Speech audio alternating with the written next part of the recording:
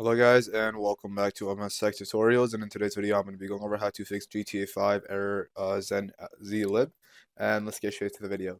So the first thing that you guys can do is, if you have GTA 5 installed through Steam, you can make your way over to Steam on your desktop, right click on it and hit run as administrator. Once Steam is open, you can go over to library. From library, look for GTA 5. Once you find it, right click on it, hit properties, and go over to installed files, and then go ahead and click on verify integrity of game file. Verify this game's files are installed correctly, and what this basically does is that if there are any corrupt files, this will remove them and this will fix that issue. Once you hit that, you can X out, and then you can go over to Steam in the top left and hit exit, and what that will do is that will kind of like restart Steam, so you can open up Steam back again, and then you can open up GTA 5.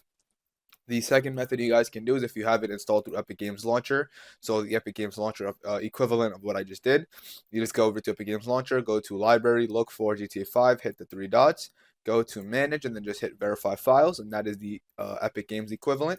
Once that's done, you can X out, you can open up Epic Games Launcher again, and then you can start up GTA 5 and check to see if that fixes the issue. The third method you guys can do is simply just restart your PC or uninstall GTA 5 and then download it again with the latest update, and that also should fix the issue. And once you do all of these steps, you guys, you should be good to go. And so thank you guys for watching. Make sure to give the video a thumbs up, subscribe to the channel, and have a great day.